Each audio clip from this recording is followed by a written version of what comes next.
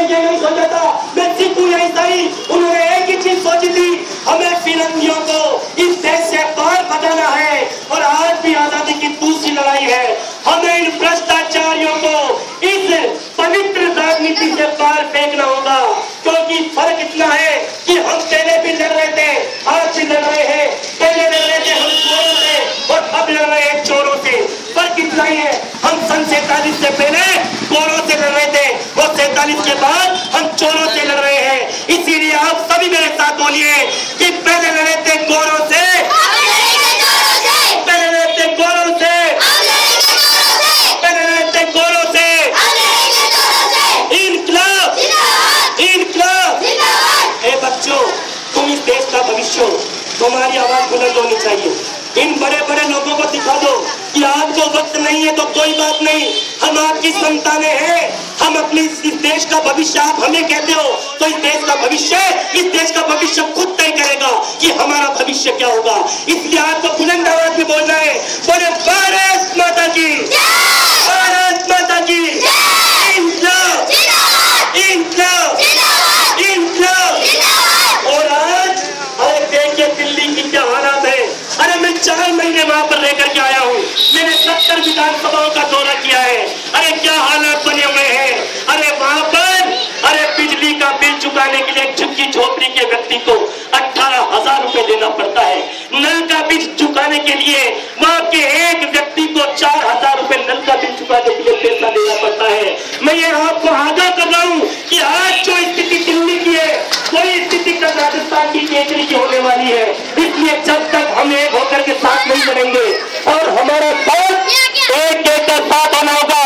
ये मंदिर मस्जिद के लफड़े में मत रहिए दोस्तों, मंदिर मस्जिद के लफड़े में रहोगे तो कभी भी आजादी की दूसरी लड़ाई जीत नहीं पाओगे। अरे उस समय जब काकोरी डकैती कांड हुआ था, उस समय अशफाकुल्लाह खान ने राम प्रसाद बिस्मिल लाहिड़ी के लिए जबान नहीं खोली थी।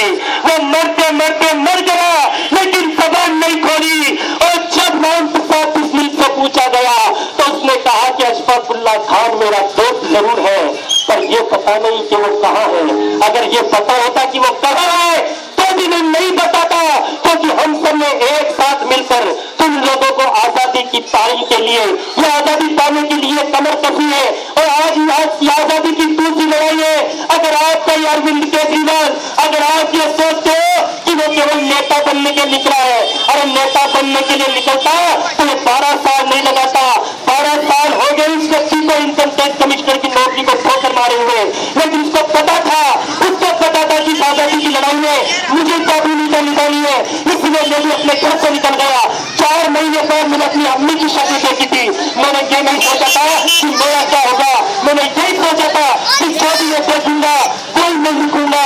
अरे क्या बनाने आए थे और क्या बना देते, अरे क्या बनाने आए थे और क्या बना देते। कहीं मंदिर बना देते, कहीं मस्जिद बना देते। अरे हमसे तो अच्छे वो परिंदे हैं यारो जो कभी मंदिर पे जा देते, कभी मस्जिद पे जा देते। हमें तो उनसे सीखना है, हमें तो उनसे जानना है, हमारा मोहब्बत का पैगाम है। अरे दिल्ली में आज वो 5 साल की बेटी जिंदगी और मौत से लड़ रही है। 5 साल की बेटी के साथ जो बलात्कार हुआ, आप मुझे बताइए। अरे तलाक की बेटी के साथ होता है, ये मेरी 5 साल की नौशीन है। अरे वो हाथ अगर मेरी बेटी के साथ हो जाए तो मुझ पे क्या गुजरेगी, आप पे क्या गुजरेगी। 4 दिन तक इस बेटी को न खाने को मिला, न पीने को मिला,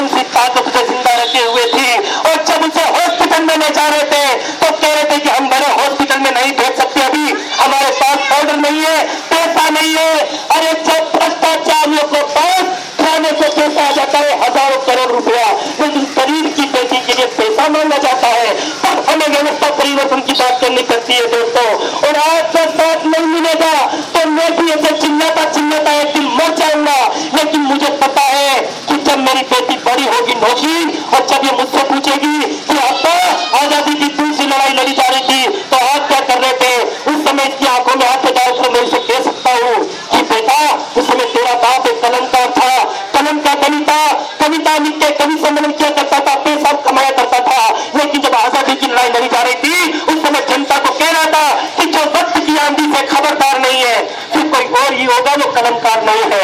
इसीलिए मैं तमाम जो हिंदू मुस्लिम सिख ईसाई जितने भी भाई है, अरे मुझे शर्म नहीं आती, अपने घर से बाहर निकलने के लिए मुझे शर्म नहीं आती कि लोग मेरे बारे में क्या सोचेंगे।